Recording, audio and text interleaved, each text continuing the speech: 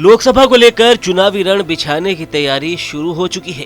BJP ने अपनी पहली लिस्ट में प्रदेश की 15 सीटों पर, तो वहीं कांग्रेस ने 10 सीटों पर उम्मीदवारों के नामों का ऐलान कर दिया है। प्रदेश में पिछले 2 बार से कांग्रेस अपना खाता तक नहीं खोल पाई। 2024 के चुनाव को लेकर एनडीए की ओर से प्रधानमंत्री नरेंद्र मोदी ने 400 पार का दावा किया है। एनडीए के इस 400 पार के लिए प्रदेश की 25 सीटें भी काफी अहम मानी जा रही है। बीजेपी और कांग्रेस की जारी लिस्ट में 8 सीटों पर मुकाबला फिक्स हो गया है। सबसे पहले बात करते हैं 2024 के लिए हॉट सीट बन चुकी चुरू की। चुरू लोकसभा सीट पर पिछली 5 बार से बीजेपी का कब्जा है।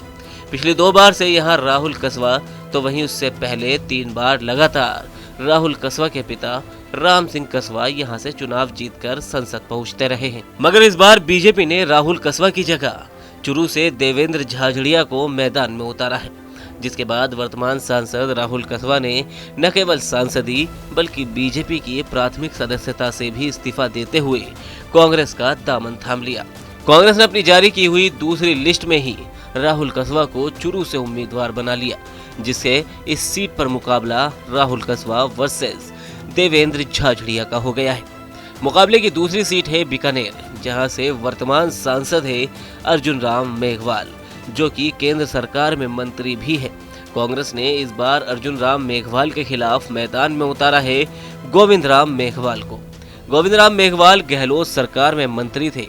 2023 के विधानसभा चुनाव में सबसे चर्चित रहा अलवर एक बार फिर से सुर्खियों में है। दरअसल अलवर के तत्कालीन सांसद बाबा बालकनाथ, जिन्हें बीजेपी ने तिजारा सीट से मैदान में उतारा, जहां उनकी जीत हुई और चर्चा उनके मुख्यमंत्री तक बनने की थी, लेकिन फिलहाल वो महज एक विधायक ही है। बीजेपी ने इस बार अलवर लोकसभा की दावेदारी के लिए मैदान में उतारा है भूपेंद्र यादव को। भूपेंद्र यादव के सामने कांग्रेस ने भरोसा जताया है ललित यादव पर। ललित यादव अलवर की मुंडावर सीट से मौजूदा विधायक है। चुरू की तर्ज पर ही बीजेपी ने इस बार भरतपुर सीट से भी मौजूदा सांसद रंजीता कोहली का टिकट काटते हुए यहां रामस्वरूप कोहली को मैदान में उतारा है। रामस्वरूप कोहली के सामने कांग्रेस ने महिला चेहरा उतारते हुए संजना जाटव को मौका दिया है।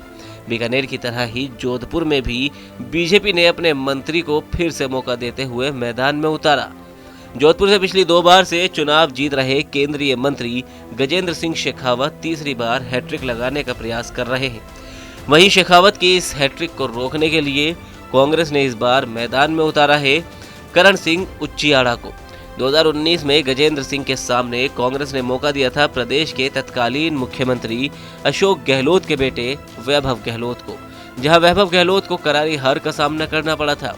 इस बार कांग्रेस पार्टी ने वैभव गहलोत को जालोर से टिकट दिया है, जहां उनके सामने बीजेपी की ओर से दावेदार है लुम्बाराम चौधरी, जिसे बीजेपी इस बार सबसे मुश्किल सीट भी मान रही है। चित्तौड़गढ़, जहां से सांसद है प्रदेश अध्यक्ष सीपी जोशी, जो कि पिछली 2 बार से चुनाव जीत रहे हैं। कांग्रेस ने जोशी के सामने मैदान में उतारा है उदयलाल आंजना को। झीलों की नगरी उदयपुर का मुकाबला इस बार राजनेताओं के बीच नहीं बल्कि वीआरएस लेने वाले अधिकारियों के बीच होगा। बीजेपी ने यहां से मौका दिया है ताराचंद मीणा को, जबकि कांग्रेस की ओर से मैदान में उतरे हैं मन्ना लाल रावत।